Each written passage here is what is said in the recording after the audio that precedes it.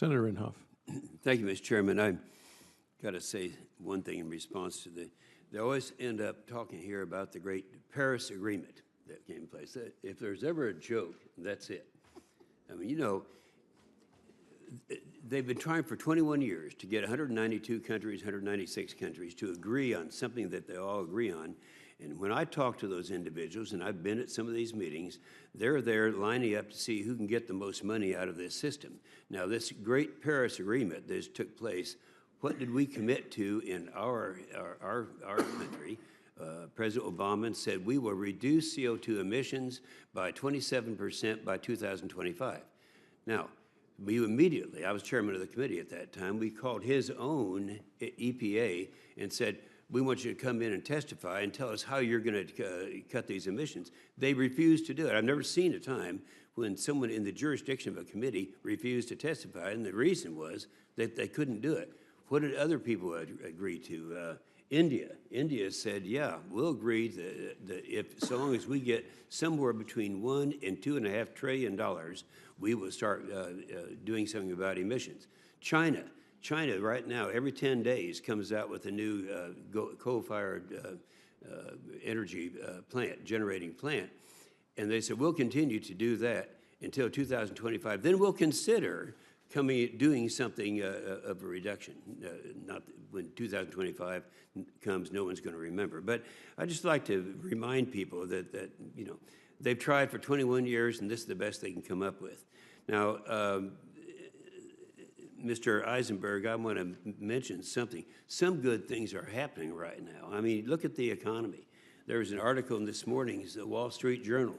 I want to make, Mr. Chairman, a matter of the record here. The U.S., I'll just quote one or two sentences here. U.S. manufacturers have added 156,000 workers since Donald Trump was elected president in November of 2016, according to the government data.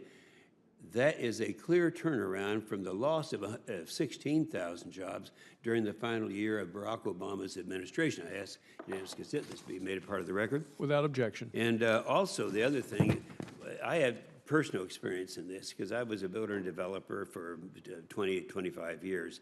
And I ended up, you know, here I was doing things, making the sacrifices, building and expanding the tax base, making money, losing money and all that. But the chief opponent I had, or opposition I had all that time, was the federal government.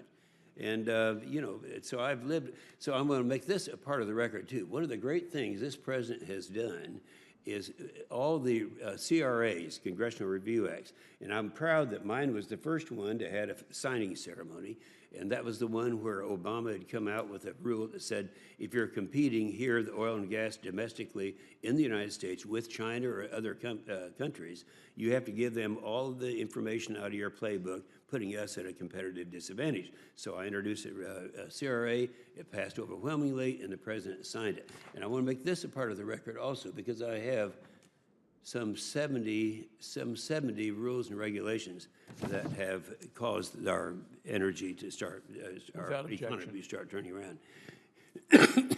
So I just want to observe, Mr. Eisenberg, that all the things that are happening right now, you know, in the second and third quarter of this administration, of this year, we've increased the economy by 3%. And the first quarter, of course, that was the previous administration, is 1.6%. And that's a huge thing. Right now, we're talking about what can we do to increase the revenues that come into the United States. And one of the best ways is to increase our GDP, and that's exactly what we're doing. So I would say, Mr. Eisenberg, there's not time for a question from you, but I would only say that good news, good things are happening right now. And I think your testimony has made that real clear. I want to say one thing, however, with Mr. Coddington, because Harold Hamm is, do you know who Harold Hamm is?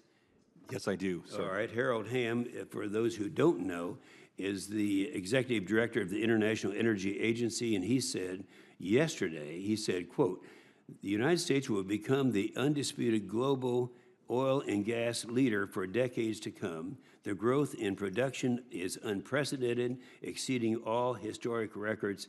And that was Harold Hamm, by the way, is from Oklahoma. He has the continental resources, and he's even right now exporting oil to China, of all things. So good things are happening, and I have no questions. Thank you, Mr. Chairman.